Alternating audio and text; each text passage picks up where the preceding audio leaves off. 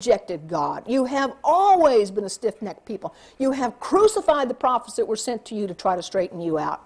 You have always done this. And what did they do to Stephen? They stoned him. They did the same thing. They gnashed their teeth, they grabbed him, ran him out to the edge of the city, and stoned him to death. But there was one standing by who was concurring with all that was being done, and his name was Saul. And later on in Acts, he said, after he had worked for a number of years to try to convince the Jews, they wouldn't listen to him, he said, "Lo, we turn to the Gentiles." Their probation ended in AD 34. That was the end of the 70th week of the prophecy. When it said, "He shall confirm the covenant with many for 1 week, and in the midst of the week he shall cause oblation and sacrifice to cease." Turn back over there to Matthew 27. Matthew 27, verse 50. Jesus, when he had cried again with a loud voice, yielded up the ghost. And behold, the veil of the temple was rent in twain, from the top to the bottom. And the earth did quake, and the rocks rent. This curtain was 5 inches thick, woven wool. It didn't just fall apart. It was rent from the top to the bottom by the hand of God that men didn't see. It happened at the exact time of the afternoon sacrifice, when there were priests there in the temple doing their work, ministering. It didn't happen like, oh, we found it later. No, there were priests there that saw this. They witnessed this massive curtain being torn from top to the bottom, and that curtain stood between the first apartment and the second apartment, between the holy place and the most holy place. Christ fulfilled all those types. It was done. He said, "It is finished." Christ is described in awesome terms which echo the vision of Daniel had recorded for us in Daniel 9, had no more purpose. There was no reason on earth to continue to sacrifice lambs or bullocks or anything else. And when he said that, the curtain was torn from top to bottom. So we understand from that that he caused the sacrifice and the oblation to cease, right? He literally fulfilled Daniel 9:27. And if we try to make that prophecy to have a second application, what are we doing to the work of Christ? If we try to take that prophecy and say it doesn't have a second application, it has a first application and it points forward to a future Antichrist, we're making the work of Christ to be the work of Satan. It's a very dangerous thing that these people have done. Back to Revelation chapter 1. Verse 8, he says, "I am Alpha and Omega, the beginning and the end, saith the Lord, which is, and which was, and which is to come, the Almighty." This is another verse that points to him being absolutely God. Verse 17, he says the same thing. "I am the first and the last." He repeats this several times.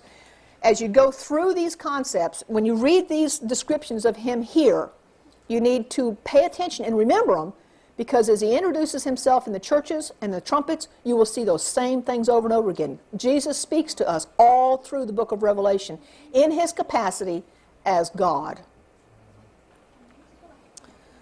Okay, he is one that ever liveth and was dead. We've already covered that pretty well.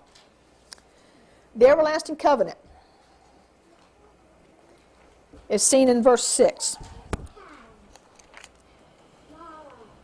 "He has made us kings and priests unto God and his Father. To God be glory and dominion forever and ever. Amen." Why do I say that this is the everlasting covenant? Let's go to Exodus. Exodus chapter 19. They have arrived at Sinai. They've grumbled and griped all the way there. "You brought us out in the desert to starve us to death, and you fed them manna. You brought us out in the desert to kill us with thirst. You brought water out of a rock." And they get to Sinai and they're still grumbling. Moses goes up on the mountain, and God tells him in verse 3, "Thus shalt thou say to the house of Jacob and to tell the children of Israel, Ye have seen what I did unto the Egyptians, and how I bare you on eagle's wings and brought you unto myself."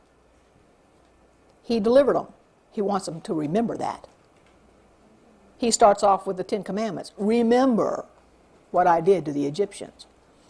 He goes on and he says, verse 5, now therefore, if ye will obey my voice indeed and keep my covenant, then ye shall be a peculiar treasure unto me above all people, for all the earth is mine. And ye shall be unto me a kingdom of priests and an holy nation. These are the words which thou shalt speak unto the children of Israel. This is the everlasting covenant. He said, if you will keep my covenant. Which covenant? The what? The one he'd already given to Abraham. It's the new covenant, absolutely, which is the everlasting covenant. They're the same thing. It's the covenant that he gave to Abraham in Genesis 15. That covenant promise of redemption. So he says, if you will obey, obey means pay attention to. That's the Hebrew word, means pay attention to. And keep means to cherish. Adam was given the Garden of Eden and told to keep it. He was to cherish it. So God says, if you will do this, if you will pay attention to and heed my everlasting covenant, then you will be to me a peculiar treasure above all people, and I will make you a kingdom of priests and a holy nation. Peter says the same thing. Peter says that this is what God's will is, that we are to be this holy kingdom and a holy nation. This is the everlasting covenant. Peter 1, verse 19 and 20. Ye are saved with the precious blood of Christ, as of a lamb without blemish and without spot, who verily foreshadowed the foundation of the world, but it was manifested in these times for you. Christ is the lamb slain. The whole purpose behind his death is to save you from sin. And if you're not eternally saved, it's because you throw away that free gift. You refuse to accept the power that he has given you to overcome everything in your life that is a sin. Christ has delivered us from the power of darkness and has translated us into the kingdom of his dear Son, in whom we have redemption through his blood, even forgiveness of sins. Christ, our high priest, is seen walking among the golden candlesticks with seven stars that pointed towards Christ were fulfilled. The temple service had no more purpose. Feast day, verse 9 and 13, they are identical. When you read the Aramaic of Daniel 7, it was written in Aramaic, not Hebrew, it was written in Aramaic. And when you read that, the Hebrew language in Aramaic is identical to the Aramaic version of the New Testament. The words describe Christ in the same way. So as we read through here, how do we see him described? Verse 13, and in the midst of the candlestick, one like unto the Son of Man, clothed with a garment down to the foot, and girt about the paps with a golden girdle. His head and his hairs were white like wool, as white as snow, and his eyes were a flame of fire. And his feet were like unto fine brass, as if they burned in a furnace, and his voice as the sound of many waters. This description is the same as we see in Daniel 7. Jesus called himself the Son of Man. What John wrote here was he saw this person like the Son of Man walking among these candlesticks. I looked it up. 588 times the phrase Son of Man is used in the Bible. That's a lot. 500 of them are in the Old Testament. And the majority of them appear in the book of Ezekiel, where God says, Son of Man, do such and such. Son of Man, I tell you, do such and such. So God is using the phrase, talking to Ezekiel.